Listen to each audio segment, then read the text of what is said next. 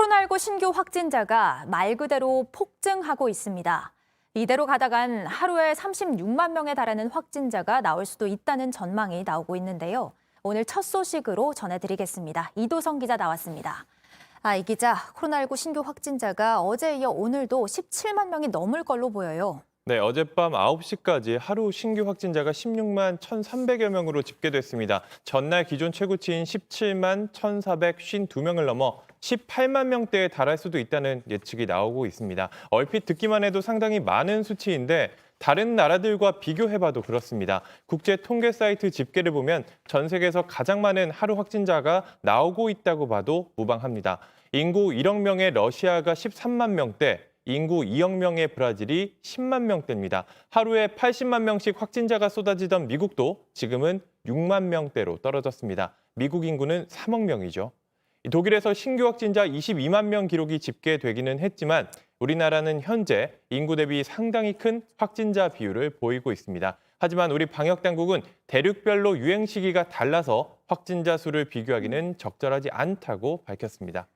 네, 이렇게 봐도 좀 상당히 많이 나오고 있는 상황인데요. 확진자 규모가 지금 정점이 아니잖아요. 도대체 어디까지 늘어나는 걸까요? 네, 신규 확진자 규모가 일주일 전보다 배로 늘어나는 더블링 현상이 현실화되고 있습니다. 국가수리과학연구소는 하루 최대 36만 명대를 기록할 수도 있다고 예측했습니다. 여러 예측 모델이 있는데 그중 하나에서 나온 결론입니다.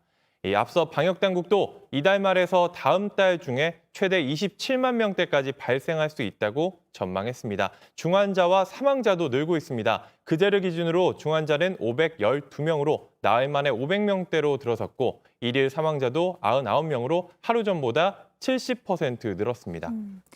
중환자랑 사망자가 늘어난다는 게 좀 걱정인데요. 거리에서 숨진 채 발견된 중증 장애인과 80대 노인이 코로나19 양성 반응을 보인 사례도 있었다면서요. 네, 어제 새벽 서울에서 가족과 떨어져 혼자 살던 한 80대 노인이 길거리에 쓰러진 채 발견됐습니다. 병원으로 옮겨졌지만 이미 숨진 상태였고요.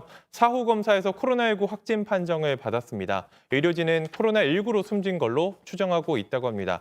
하루 전에도 중증 장애인이 코로나19 확진 판정을 받고 홀로 PCR 검사를 받으러 가다 거리에서 쓰러져 숨지는 사건이 발생했습니다.